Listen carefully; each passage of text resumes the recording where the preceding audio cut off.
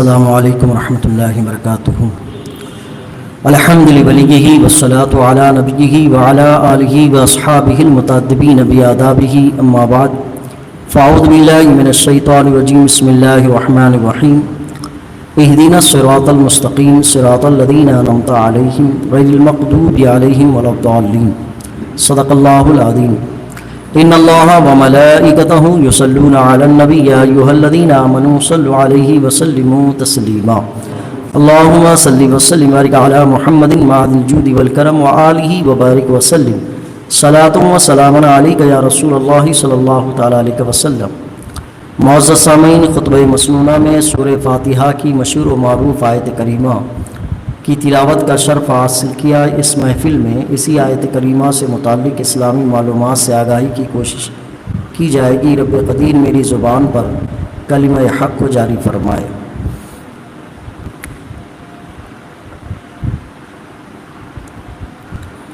قرآن پاک کی اس آیت کا مفہوم کہ مولا ہمیں سیدھا راستہ چلا، راستہ ان کا جس پر تو نے انعام فرمایا، ان لوگوں کا راستہ نہ چلا جس پر تیری ناراضگی اور تیرا غضب ہے۔ دنیا دو چیزوں سے جڑی ہوئی ہے، اچھائی اور برائی، نیکی اور بدی۔ اس نیکی اور بدی کا زاویہ کبھی ایک دوسرے پر حاوی ہو جاتا ہے، کبھی ماحول نیکی کا زیادہ ہوتا ہے اور کبھی برائی کا ماحول زیادہ ہوتا ہے۔ دنیا جب سے قائم ہے اس وقت سے اب تک یہی سلسلہ چلا آ رہا ہے اور قریب قیامت تک چلتا رہے گا۔ انسان کو دنیا میں اللہ نے پیدا فرمایا تو یہ حکم دیا کہ برائی سے بچو اور نیکی کو اختیار کرو، لیکن کبھی انسان کی اس چھوٹے سے دماغ میں اچھائی اور برائی کی تمیز نہیں آ پاتی۔ کبھی ہم عمر گزار دیتے ہیں، اپنے پیچھے کاموں کا خود رد کرتے ہیں کہ پیچھے جو میری سوچ تھی، جو میرا عمل تھا وہ غلط تھا۔ تو کبھی عمر کی زیادتی کی بعد ہمیں یہ علم آتا ہے کہ صحیح کیا ہے، غلط کیا ہے۔ عام طور پر نصیحت کرنے کا ایک رواج ہے ہمارے یہاں، چھوٹے چھوٹے بچوں کو نوجوان نصیحت کرتے ہیں، نوجوانوں کو بوڑھے نصیحت کرتے ہیں، گویا کہ بوڑھے اپنے علم، اپنا تجربہ، اپنے مشاہدے سے نوجوانی کی حالت میں کیے جانے والے کام کو غلط سمجھتے ہیں اور ان کی اصلاح کرتے ہیں۔ اب رہتی ہے بات کہ کسی انسان کو اپنی عمر میں اچھے برے کی تمیز آنا یہ اللہ کی توفیق ہے۔ عمر گزرنے کے بعد تو قریب قریب سب کو آ ہی جاتی ہے۔ جب بوڑھا ہو جاتا ہے تو بیوی کے ساتھ کیسے رہنا ہے، اولاد کیسی ہوتی ہے، کمانا کیا ہوتا ہے، خرچ کرنا کیا ہوتا ہے، بچانا کیا ہوتا ہے، ساری چیزوں کے علم آ جاتے ہیں اس کے پاس، چاہے پڑھا لکھا ہو یا نہ لکھا ہو، اس کو علم آ جاتا ہے۔ نوجوان اپنا ایک علم رکھتا ہے کہ آمدنی کم، خرچے کیسے زیادہ کیے جائیں، اس کو یہ علم نہیں آتا کہ آمدنی کو بچا کے خرچ کرنا چاہیے۔ یہ سارے علم کے طریقے ہیں کہ کسی انسان کے اندر اچھائی اور برائی کی تمیز اپنی عمر کے وقت صحیح وقت پر آ جانا یہ اللہ کی توفیق پر ہے۔ انسان ماحول کا بیٹا ہے، جیسے ماحول میں وہ رہتا ہے وہی سوچ و فکر اور عمل اس کی بنتی جاتی ہے۔ اگر دنیا دو چیزوں سے جڑی ہوئی ہے، اچھائی اور برائی، تو اللہ تبارک تعالیٰ نے انسانوں کی رہنمائی کے لیے انبیاء کرام علیہ السلام کے نفوس قدسیہ کی بعثت فرمائی، انہیں بھیجتا رہا۔ یہ سلسلہ حضرت آدم علیہ نبینا علیہ السلام سے شروع ہوا اور حضور کی ذات پر ختم نبوت کی شکل میں مکمل ہو چکا کہ اب حضور کے بعد کوئی نیا نبی دنیا میں پیدا نہیں ہوگا۔ پھر اب قیامت تک دنیا کو رہنا ہے تو اچھائی اور برائی تو چلتی رہے گی، برائی اپنا وجود دکھائے گی، اچھائی بھی آئے گی، لیکن اچھے اور برے کی تمیز کون کر پائے گا؟ اس کے معاملے میں اللہ تبارک تعالیٰ نے حضور کی ذات کے بعد اللہ والوں کو دنیا میں بھیجا، جنہوں نے دین کو اور دنیا کو صحیح طور پر سمجھتے ہوئے اچھائی کو اپنانے اور برائی سے رکنے کے طریقے بیان کیے۔ ان اچھائی کی تعلیم دینے اور برائی سے روکنے والوں کی بھی ایک لمبی تعداد ہے، الگ الگ شکل ہے، مختلف صفات ہیں، مختلف طبیعتیں ہیں، اور اس صلاحیتیں اور قابلیتوں کے اعتبار سے اللہ تبارک تعالیٰ نے ان سے اچھائی کا کام لیا۔ ان نفوس میں صحابہ اکرام کی پہلے ذات آتی ہے جو حضور کے ساتھ موجود تھے، صحابہ کے بعد تابعین، تابعین کے بعد تبع تابعین، پھر صالحین، محدثین، ائمہ مجتہدین، یہ لمبا ایک سلسلہ چلتا ہے۔ لیکن آج اسلام کی تعلیمات کو موجود ہوئے قریب 1450 سال گزر گئے، اور ایک انسانی زندگی کا قاعدہ ہے کہ کوئی انسان کتنا بھی اچھا ہو یا کسی کی تعلیمات کتنی بھی اچھی ہو، زمانے کے گزرنے کی بنیاد پر کچھ نہ کچھ اس کے اندر برائیاں پیدا ہونے لگ جاتی ہیں، اس کی کمیاں اور اس کے اندر کمیاں پیدا ہونے لگ جاتی ہیں۔ یہ ایک انسانی معاشرت کا حصہ ہے، زندگی کا حصہ ہے۔ لیکن اگر ہم پرانی تاریخ میں دیکھتے ہیں تو جن انبیاء اکرام کو اللہ تبارک تعالیٰ نے دنیا میں بھیجا، ان کی تعلیمات، ان کی کتابیں 100-2 صدی تک باقی رہیں۔ اس کے بعد اس کے اندر بے شمار تبدیلیاں آئیں، اتنی تبدیلی آئی کہ اصل کتاب، اصل نسخہ بھی تلاش کرنا بڑا مشکل ہو گیا۔ لیکن اسلام کی یہ خصوصیت ہے کہ اللہ تبارک تعالیٰ نے اس کی حفاظت اور صیانت کی ذمہ داری خود فرمائی کہ اسلام جو آفاقی مذہب ہے، جس میں ستارے سیاروں کا علم دیا جاتا ہے، آسمان کی حقیقت کو بیان کیا گیا ہے، روشنی اور عدم روشنی، دن اور رات کے اختلاف کو بیان کیا گیا ہے، انسان کی زندگی اور موت کا بیان کیا گیا ہے، انسانی زندگی کو اپنی اچھائی اختیار کرتے ہوئے اللہ کی رضا کیسے حاصل کی جائے، اس کا طریقہ بیان کیا گیا۔ بلکہ ایک یونیورسل مذہب جس کو کہتے ہیں کہ جس کے اندر ساری چیزوں کی موجودگی موجود ہو، ایسی تعلیمات اسلام میں جب موجود ہے اور اس کی تعلیمات ہر زمانے میں، ہر دور میں دی جانے لگے گی، تو کہیں نہ کہیں تعلیمات کی صحیح روشنی کسی کو نہ ملے تو پھر وہ کسی غلط چیز کو اپنا سکتا ہے۔ یہ ایک طریقہ ہے۔ اللہ تبارک تعالیٰ نے اس کے سد باب کے لیے انسانوں کو اس تاریکی کی رات میں علم کے اجالے اور علم کی روشنی اور شمع کو دینے کے لیے کچھ شخصیات کو پیدا فرمایا۔ ان شخصیات میں ماضی قریب میں اعلیٰ حضرت امام محمد رضا محدث بریلوی ہیں۔ اعلیٰ حضرت امام محمد رضا محدث بریلوی رحمۃ اللہ علیہ، جن کو بالاتفاق علماء نے مجتہد وقت کہا۔ مجتہد ایسی ذات کو کہتے ہیں کہ اسلام کی تعلیمات اور تعبیرات میں اور اسلام کی حقانیت کو پیش کرنے میں یا اسلام کی تصویر کو پیش کرنے میں لوگ اگر غلط فہمی کا شکار ہو جاتے ہیں تو اللہ ان کے ذریعے سے اس غلط فہمی کو دور فرما کر اسلام کی صحیح تصویر کو واضح کرتا ہے۔ ایسے شخص کو مجدد کہا جاتا ہے۔ آپ ہم ایک سرسری طور پر جائزہ لیتے ہیں کہ کسی انسان کی تعلیم و تربیت کا طریقہ کیا ہے۔ کوئی انسان ماحول سے سیکھتا ہے، کوئی عمر کے زیادتی ہونے کی وجہ سے سیکھتا ہے، کوئی مشاہدے سے سیکھتا ہے، کوئی لوگوں کے درمیان اٹھک بیٹھک سے سیکھتا ہے، کوئی اخبار بینی یا لوگوں کے معاملات کو دیکھ کر سیکھتا ہے، کوئی کتاب سے سیکھتا ہے، کوئی آبا و اجداد سے سیکھتا ہے۔ اعلیٰ حضرت علیہ رحمۃ الرضوان کی زندگی کو ہم مختصر انداز میں دیکھیں تو 4 سال کی عمر میں قرآن ناظرہ ختم ہوتا ہے اور 13 سال کی عمر میں موجودہ دور کے بڑے فقی، مفتی، محدث، مفسر سب بن کر باہر آتے ہیں۔ ایسی چیزیں کہ جن کا تصور ایک انسانی زندگی میں مشکل ہے کہ 13 سال کچھ مہینے کی مدت میں وہ اپنے دور کے مفتی ہو جاتے ہیں۔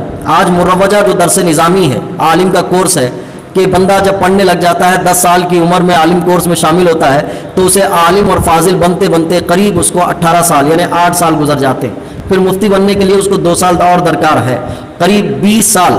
اگر آج کوئی باکرامت انداز میں عالم و فاضل بھی بن گیا، بہت کچھ بن گیا، تو اس کی بہت مدت اگر دیکھ لیں گے تو 15-16 سال بن سکتی ہے۔ لیکن اعلیٰ حضرت علیہ رحمۃ الرضوان محض 13 سال کی مدت میں ایسے مفتی بنتے ہیں کہ اسی دن آپ کی مفتی یعنی عالم ہونے کا کورس مکمل ہوتا ہے، اسی دن افتاء کی درسگاہ میں بیٹھا دیا جاتا ہے کہ آپ فتویٰ دیں۔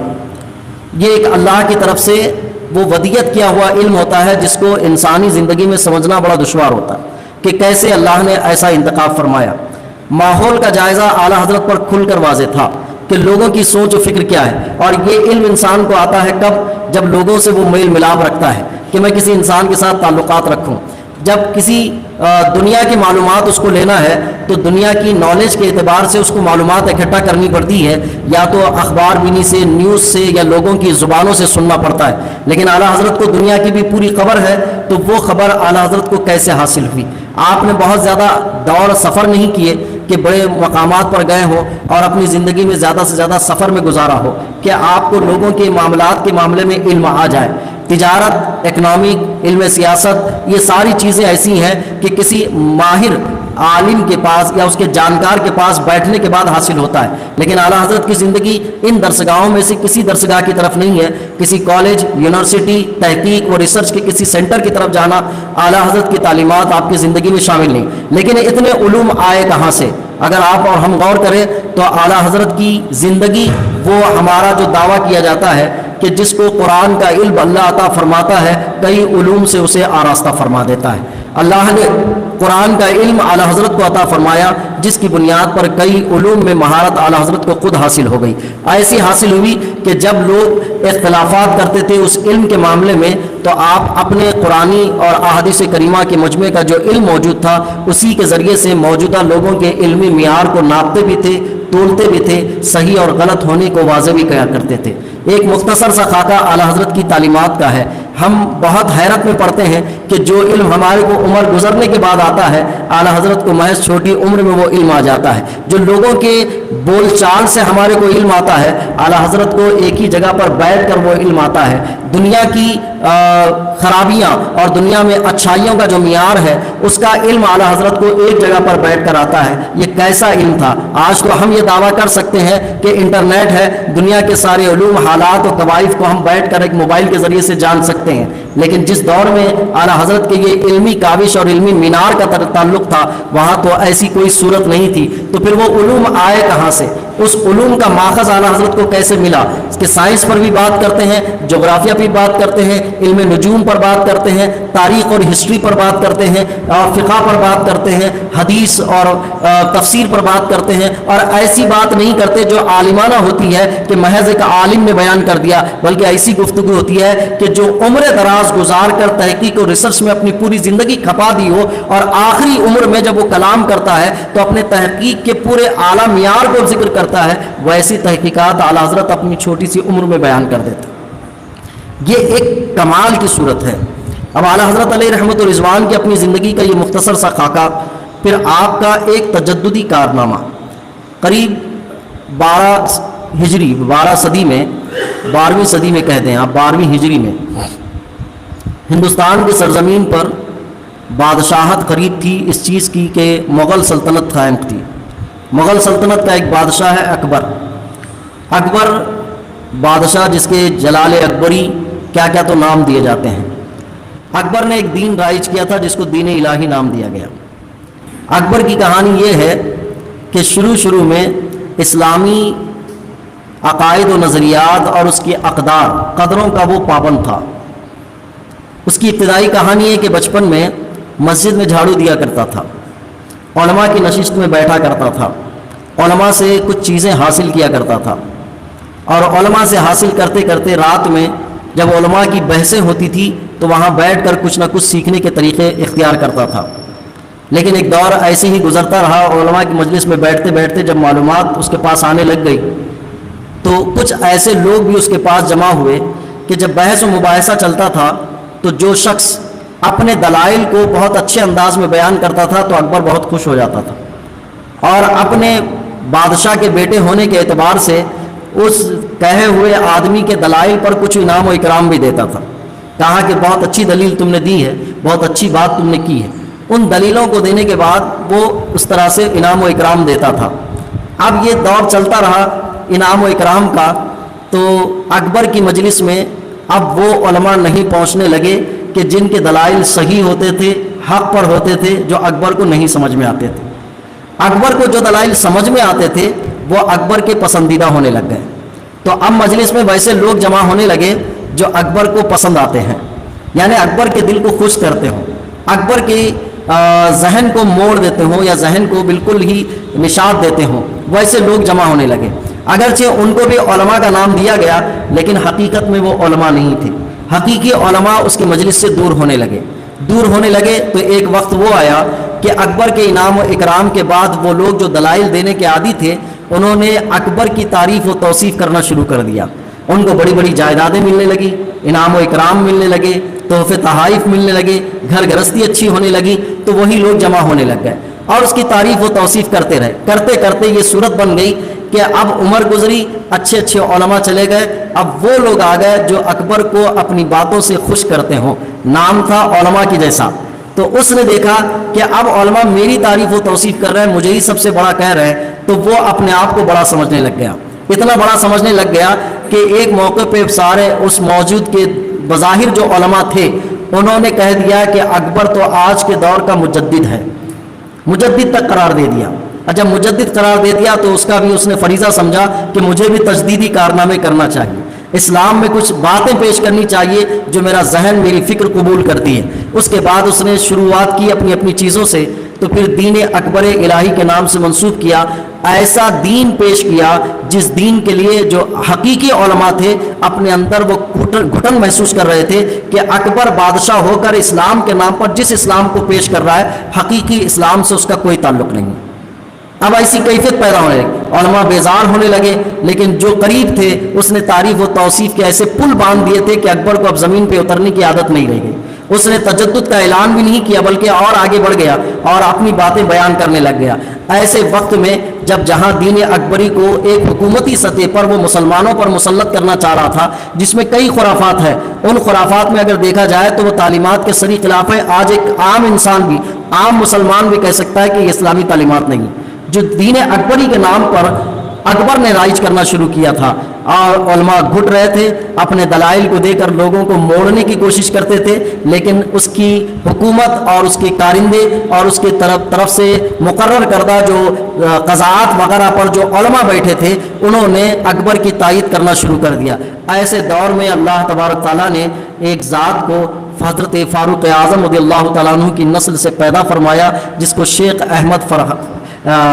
احمد سرہندی فاروقی رحمۃ اللہ علیہ کہتے ہیں۔ یہ 12ویں صدی کے مجدد تھے۔ آپ دین اکبر الہی کے خلاف اپنی زندگی کی کوششیں پیش کی، اور جو قریب علماء حق تھے ان سے باضابطہ شیخ احمد سرہندی رحمۃ اللہ علیہ نے خطوط لکھے، جن کے خطوط کی تعداد بیان کی جاتی ہے قریب 550 خطوط لکھے، اور اصل دین کو پیش کیا کہ دین کسے کہتے ہیں، اسلام کسے کہتے ہیں۔ اکبر کے دین کے خلاف وہ اٹھ کھڑے ہوئے، اور اٹھ کھڑے ہوئے تو لازمی بات ہے حکومت کے خلاف جب بھی کوئی کھڑا ہوتا ہے تو آسانی نہیں ہوتی ہے کہ اس کے لیے انعام و اکرام کی بارش ہو، اس کے لیے تو زمین تنگ کر دی جاتی ہے، مختلف سزائیں مقرر کی جاتی ہے۔ شیخ احمد سرہندی رحمۃ اللہ علیہ نے جب دین اکبری کے خلاف اپنی آواز بلند کی تو اس کا پارا چڑھ گیا، اور اس نے مختلف ابتلا، آزمائشیں بلکہ مصیبتوں میں حضرت شیخ احمد سرہندی رحمۃ اللہ علیہ کو گھیرا۔ بہت ساری لمبی تفصیل ہے۔ حضرت شیخ احمد سرہندی رحمۃ اللہ علیہ جن کی تعلیمات سے ڈاکٹر اقبال بھی متاثر ہوئے تھے۔ ڈاکٹر اقبال کے متعلق ہم نے کہا تھا کہ پہلا انہوں نے ہندی ترانہ لکھا تھا، سارے جہاں سے اچھا ہندوستان ہمارا، ہم بلبلے ہیں اس کی یہ گلستاں ہمارا۔ پوری نظم ہے جو ہندوستان کی خوبیاں اور ہندوستان کی اچھائی پر بیان کرتی ہے۔ لیکن ڈاکٹر اقبال کہتے ہیں کہ ایک موقع سے میں ایک قومی نظریے کا قائل تھا کہ پورے ملک میں ایک قوم ہے ہندوستانی، اور مسلم ہو یا غیر مسلم ہم قومیت کے حساب سے پہچانے جاتے ہیں۔ اسی بنیاد پر یہ شعر ترانہ ہندی لکھا تھا، سارے جہاں سے اچھا ہندوستان ہمارا۔ اس میں کئی باتیں اور لکھی تھی جس کو علماء نے بعد میں گرفت بھی کی، لیکن ڈاکٹر اقبال کہتے ہیں کہ مجھے 2 قومی نظریہ شیخ احمد سرہندی رحمۃ اللہ علیہ کی قبر سے معلوم ہوا۔ میں جب ان کی بارگاہ میں حاضری دیا مجدد الف ثانی کی بارگاہ سے مجھے جو ہے مجدد الف ثانی شیخ احمد سرہندی انہی کو کہا جاتا ہے، تو انہوں نے کہا کہ میں جب ان کی قبر پر حاضر ہوا تو مجھے پتا چلا، یعنی ان کی تعلیمات کو پڑھی تو مجھے پتا چلا کہ ہم ایک قوم نہیں ہے 2 قوم ہے۔ تو ترانہ ہندی کو بدل کر ڈاکٹر اقبال نے دوسری نظم لکھی۔ اس کے بعد نظم ہے ڈاکٹر اقبال کی کہ چین و عرب ہمارا، ہندوستان ہمارا، مسلم ہے ہم وطن سارا جہاں ہمارا۔ یہ بعد میں نظم بدل دی انہوں نے۔ تو وہ پہلی نظم ہے جس کو منسوخ کہا جا سکتا ہے، اور یہ ناسخ والی بعد میں ہے۔ ایک قومی نظریے کے 2 قومی نظریے کو ڈاکٹر اقبال نے پیش کیا۔ کہتے ہیں کہ میں مجدد الف ثانی کی قبر پر حاضر ہوا تب مجھ پر یہ عقدہ کھلا کہ ہم ایک قوم نہیں ہے بلکہ 2 قوم ہے۔ مجدد الف ثانی رحمۃ اللہ علیہ دین اکبری کے خلاف اٹھ کھڑے ہوئے، اور جب اٹھ کھڑے ہوئے تو آزمائشیں آنا لازمی تھا۔ ایک موقع سے اکبر نے یہ چاہا کہ ان کو اپنی بارگاہ میں جھکایا جائے، تو اکبر کے پاس جب بھی کوئی جاتا تھا تو اس کا ایک طریقہ تھا کہ اس کے آداب بجا لائیں۔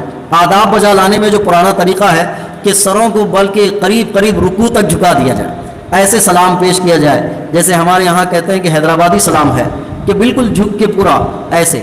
تو اس کے دربار کی کہانی بھی ایسی تھی۔ اکبر کو جب مجدد الف ثانی رحمۃ اللہ علیہ کو اس نے بلایا اپنے دربار میں. اس کو خدشہ ہوا کہ مجدد الف ثانی جب میرے پاس آئیں گے تو جھکیں گے نہیں اور مجھے انہیں جھکانا ہے. جھکانے کے لیے اس نے ایک طریقہ اختیار کیا کہ اپنے دربار میں آنے سے پہلے ایک کمان بنائی اتنی چھوٹی کہ جب بھی کوئی آدمی اس کمان سے گزرے تو جھک کے آنا پڑے گا. اور جب حضرت مجدد الف ثانی رحمۃ اللہ علیہ اکبر کے دربار کے پاس پہنچے اور اس کمان کو دیکھے تو فوراً سمجھ گئے یہ تو اپنی بارگاہ میں جھکانا چاہتا ہے. اور آپ اسی وقت خیال آپ کے اوپر آیا کہ جس کا سر صرف رب کے حضور جھکتا ہو وہ کسی کے آگے کیوں جھکے. ڈاکٹر اقبال نے اس کو پورے اشعار میں پرویا ہے. کہا اللہ نے جس کو بر وقت کیا آگاہ, کہ حضرت مجدد الف ثانی بر وقت آگاہ ہو گئے کہ یہ صورت ایسی ہے. تو آپ اس کے دربار میں گئے تو سر جھکا کر نہیں گئے, پہلے پیر اندر داخل کیے, پھر بیٹھ گئے, پھر اندر سے ایسے اٹھے, پھر کھڑے ہو گئے. ڈاکٹر اقبال کہتے ہیں کہ بر وقت اللہ نے جس کو کیا آگاہ تو سر جھکایا نہیں اور اس کے بنائے ہوئے پلان کے خلاف کھڑے ہو گئے. تو مجدد الف ثانی کی ایک اپنی سیرت مبارکہ, اپنی حیات مبارکہ ہے. جب جب برائی اچھائی کا لباس پہننا چاہتی ہے اللہ تبارک تعالیٰ کسی بندہ مومن کو مبعوث بندہ مومن کو بھیجتا ہے اور اچھائی کو واضح کیا جاتا ہے, برائی کو بھی واضح کیا جاتا ہے کہ اچھائی یہ ہے, برائی یہ ہے. یہی وجہ ہے ہندوستان کی تاریخ میں یہ تین چیزیں آج کے دور میں بہت زیادہ پڑھنے کو ملیں گی کہ لوگ اکبر سے خوش کیوں ہیں, پھر اکبر کے بیٹوں میں اورنگزیب سے ناراض کیوں ہیں. اس لیے کہ اکبر کی کہانی دین الہی کی تعبیر میں سارے مذاہب کو ملا کر ایک دن پیش کرنا ہے, اور اورنگزیب رحمۃ اللہ علیہ کی زندگی کی کہانی ایک قوم نے دو قومی نظریہ پیش کرنا ہے. تو اسی لیے دو قومی نظریے کا جب جب کوئی قول کرنے والا ہوگا ہندوستان کی سرزمین پر بعض لوگوں کے سینوں پر جلن محسوس ضرور ہوگی, اس لیے کہ وہ دو قومی نظریے کے قائل نہیں ہیں. بہرحال دو قومی نظریہ ہونا الگ ہے اور معاملات اور لین دین تعلقات کا ہونا الگ ہے. دو قوم ہوتے ہوئے بھی انسان دنیا میں بہت سارے طریقوں سے زندگی گزار سکتا ہے. اب یہ دور گزرتا ہے, مجدد الف ثانی رحمۃ اللہ علیہ کے بعد 13ویں صدی میں پھر اسلام پر گرد و غبار آتا ہے, اسلام پر بہت ساری آفتیں آتی ہیں, اسلام کی تعبیر و تشریح کو بدلنے کی کوشش کی جاتی ہے, نئے اسلام کا ایک فریم بنانے کی کوشش کی جاتی ہے. تو اللہ تبارک تعالیٰ بریلی کے سرزمین سے ایک شخص کو پیدا فرماتا ہے جس کو ہم اور آپ امام احمد رضا محدث بریلوی کہتے ہیں. وہ کون سا دور تھا, وہ کیا باتیں تھیں جو اعلیٰ حضرت کے دور میں جس وقت آپ پیدا ہوئے اسلام کی تعبیرات کو کیسے بدلا جا رہا تھا. ایک شاعر نے کچھ چیزیں پرونے کی کوشش کی تھی اس میں کہ اعلیٰ حضرت کے دور میں اسلام کی تعبیر کیسے پیش کی جا رہی تھی. شاعر کہتا ہے کہ کفر تھا ناز کرنا احمد مختار پر, حضور کی ذات پر نچھاور ہونے کو لوگ کفر کہہ رہے تھے کہ بھئی ان کی ذات پہ مر مٹنے کی کوئی انوکھی داستانیں اسلام میں اتنی نہیں ہے. وہ حضور کی ذات کو ایک میسنجر, ایک قاصد, ایک پیغام پہنچانے والا اس زاویے سے پیش کر رہے تھے. تو شاعر کہتا ہے کفر تھا ناز کرنا احمد مختار پر, نکتہ چی تھے لوگ علم سید ابرار پر, ہر ولی ہر غوث کو بے دست و پا سمجھا گیا, یا رسول اللہ کہنے پر تھا فتویٰ شرک کا, کفر پر ایک دن مشیت کو جلال آ ہی گیا, میرے آقا کی محبت کا سوال آ ہی گیا. صورت تسکین کی نکلی دل سیماب سے, ایک کرن پھٹی اچانک چرخ پر مہتاب سے, اس کرن کو اہل دین احمد رضا کہنے لگے, امت ختم الرسول کا پاسباں کہنے لگے. اس آخری امت کی پاسبانی اعلیٰ حضرت نے فرمائی. کیسے کہ شرک اور توحید یہ اسلام کی بنیادی تعلیمات ہیں. نجد سے عبد الوہاب نجدی ہے, اس نے شرک اور توحید کا ایک معنی بیان کیا. شرک کو بیان کرتے کرتے اس نے حضور کی محبت کو بھی شرک میں داخل کر دیا کہ ان سے محبت کرنے کے جو طریقے ہیں یہ شرک میں آتے ہیں, اتنا نہ بڑھایا جائے. حضور کے اختیارات کے معاملے میں کہا کہ اگر حضور کو اختیار ہے تو یہ تو اللہ کے اختیار کے برابر ہو گیا, یہ بھی شرک ہو گیا. اختیار کو جھٹلایا گیا اور حضور کے علم پر جھٹلایا گیا. اب حضور کی تعبیر و تشریح ایسے کی جانے لگی جو اصل دین سے ہٹ کر ہے, وہ ایک شرک کے معنی کو لے کر بیان کرنے لگے. اعلیٰ حضرت علیہ رحمۃ الرضوان کی تعلیمات کے خصوصیات میں سے یہ بات تھی کہ حضور کی جو حیثیت ہے, ایک ہے مقام عبودیت یعنی حضور کا بندہ ہونا, ایک ہے مقام محبوبیت کہ اللہ کتنا محبوب رکھنا چاہتا ہے آپ, اور ایک ہے مقام محمودیت کہ اللہ نے آپ کی کتنی تعریف و توصیف بیان کی ہے. جب اسلام اس حیثیت سے پیش کیا جا رہا تھا کہ حضور کی صرف عبودیت کو بیان کیا جا رہا تھا، حضور کے صرف بندے ہونے کو بیان کیا جا رہا تھا، حضور کے انسان ہونے کو بیان کیا جا رہا تھا، حضور کے بشر ہونے کو بیان کیا جا رہا تھا، تو اعلیٰ حضرت علیہ رحمۃ الرضوان نے ایسے دور میں حضور کے مقام محمودیت کو بھی بیان فرمایا اور مقام محبوبیت کو بھی بیان فرمایا۔ یہ ایک تجدیدی کارنامہ تھا۔ آپ کو اور ہمیں اندازہ ہونا چاہیے کسی بھی مذہب کی بنیاد کس چیز پر ہوتی ہے؟ وہ ہوتی ہے محبت پر۔ اگر محبت نکال دی جائے تو اطاعت میں انسان ایک دوسرے پر فوقیت لے جاتا ہے۔ اگر آپ حضور کی محبت کو تذکرے میں نہ لائیں تو کوئی کسی کا فالوور ہو جائے گا، کوئی کسی کا فالوور ہو جائے گا، کوئی کسی کا فالوور ہو جائے گا۔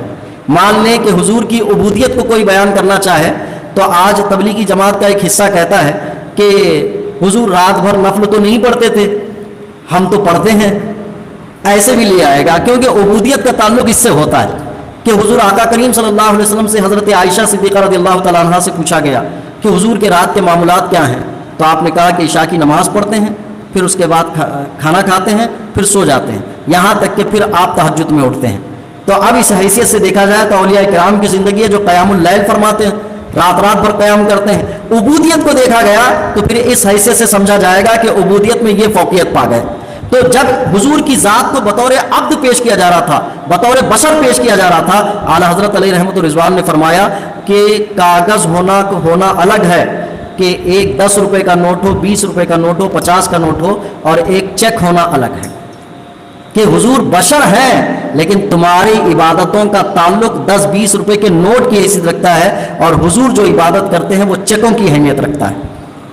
فرق بیان فرمایا اور مقام محبوبیت کو بیان فرمایا کہ کہا کہ لوگ تو یہ کہتے ہیں کہ حضور کسی کی بکریوں کو چراتے ہیں اور بکریاں آگے آگے رہتی ہیں اور حضور پیچھے پیچھے رہتے ہیں۔ اعلیٰ حضرت کے دور میں یہ مزاج دینے کی کوشش کی اعلیٰ حضرت نے کہ آپ بکریوں کے آگے چلنا یا پیچھے چلنے کو دیکھتے ہو، آپ معراج میں جبرائیل سے آگے چلنا بھی دیکھ لو۔ یہ مقام محبوبیت ہے، تم مقام عبودیت کو بیان کر رہے ہو۔ تم یہ کہتے ہو کہ حضرت فاطمہ الزہرا رضی اللہ تعالیٰ عنہ کو حضور نے کہا، عنہا کو حضور نے کہا کہ فاطمہ میدان محشر میں حساب کے دور سے تمہیں بھی گزرنا پڑے گا، تو لوگوں نے عبودیت کو لے لیا۔ میرے اعلیٰ حضرت فرماتے ہیں کہ حضور نے حضرت فاطمہ کو کہا جنتی عورتوں کی سردار ہو، گزرو گی بھی لیکن جنتی عورتوں کی سردار بھی ہو۔ مقام محبوبیت کو بتایا۔ اعلیٰ حضرت علیہ رحمۃ الرضوان کی تعلیمات میں جو اسلام کا اہم عنصر تھا کہ مسلمانوں کو حضور کی ذات سے رشتے کو توڑنے میں لگ گئے تھے، اور وہ توحید اور شرک کے نام پر ایسی تعلیمات پھیلا رہے تھے کہ حضور سے رشتہ جتنا کمزور ہو اللہ سے رشتہ مضبوط کرو۔ اعلیٰ حضرت نے فرمایا کہ حضور سے رشتہ کی مضبوط کیے بغیر اللہ سے رشتہ مضبوط کیسے ہوگا؟ اور جب وہ مکہ کو جانے کو ترجیح دے رہے تھے، مدینے کو جانے کو غیر ضروری قرار دے رہے تھے، تو اعلیٰ حضرت نے فرمایا تھا کہ غور سے سن تو رضا کعبے سے آتی ہے صدا، میری آنکھ سے میرے پیارے کا روزہ دیکھو، اور حاجی آؤ شہنشاہ کا روزہ دیکھو، کعبہ تو دیکھ چکے کعبے کا کعبہ دیکھو۔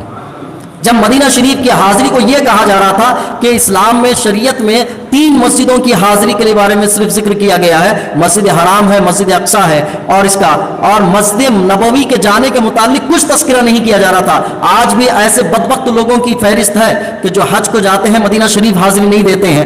تو ایسے دور میں جب حضور سے رشتہ توڑا جا رہا تھا، مقام محبوبیت کو ختم کرنے کی کوشش کی جا رہی تھی، تو اعلیٰ حضرت نے فرمایا یہ کون سا دین ہے، یہ کون سا اسلام ہے کہ جس میں اللہ کی توحید اور شرک کو بیان کیا جائے اور میرے حضور کی محبوبیت کو نہ بیان کیا جائے۔ آپ نے ذکر کیا اس اور مقام محبوبیت کو بتایا، محمودیت کو بتایا۔ اعلیٰ حضرت علیہ رحمۃ الرضوان خود اپنے حوالے سے ارشاد فرماتے ہیں کہ میں نے اپنی زندگی میں 4 امور پر اپنا وقت صرف کیا ہے۔ ان 4 امور میں ایک عشق رسالت مآب صلی اللہ علیہ وسلم کو ذکر کیا، اور دوسرا فقہ حنفی کو بیان فرمایا۔ فقہ وہ مسائل شرعیہ ہیں جو دین کے اصول سے نکالے جاتے ہیں۔ جیسے ہم اور آپ یہ مسئلہ پڑھتے ہیں کہ پیشاب کے قطروں سے بچنا چاہیے، سب کو پتہ ہے، لیکن اس کے پس منظر میں کون سی حدیثیں جس میں پیشاب کے قطروں سے بچنا چاہیے؟ استنزہوا من البول فإن عامۃ عذاب القبر منہ، کہ پیشاب کے قطروں سے بچو، عام قبر کا عذاب اسی سے ہوتا ہے۔ ہم پڑھتے ہیں لیکن ایک دوسری حدیث بھی پڑھنے کو ملتی ہے، یا دوسری حدیث کا مفہوم بنتا ہے کہ اہل اورینا کے لیے حضور نے اونٹ کے پیشاب پینے کی اجازت دے دی۔ اب 2 حدیثیں پڑھنے کو مل جاتی ہیں تو بندہ سمجھتا ہے کہ میں کس پہ عمل کروں، کیا کس کو ترجیح دوں؟ تو اب یہاں پر ایک فقہ کی ضرورت ہوتی ہے کہ اس معنی اور مفہوم کو کون بیان کرے گا۔ اس کی حقیقی روح تک کون پہنچے گا؟ اس کو کہتے ہیں فقہ۔ آج وہ لوگ بھی موجود ہیں جو دین کو صرف حدیث سے حاصل کرنا چاہتے ہیں، تو میں اس معاملے میں ایک ذہن اور ایک قاعدہ بیان کرنا چاہتا ہوں، وہ یہ کہ اسلام قرآن اور حدیث کے مجمع میں اصول بیان کیے گئے ہیں، لیکن اس اصول کے ساتھ اس کے جو فروعیات ہیں یہ اہل علم بیان کرتے ہیں۔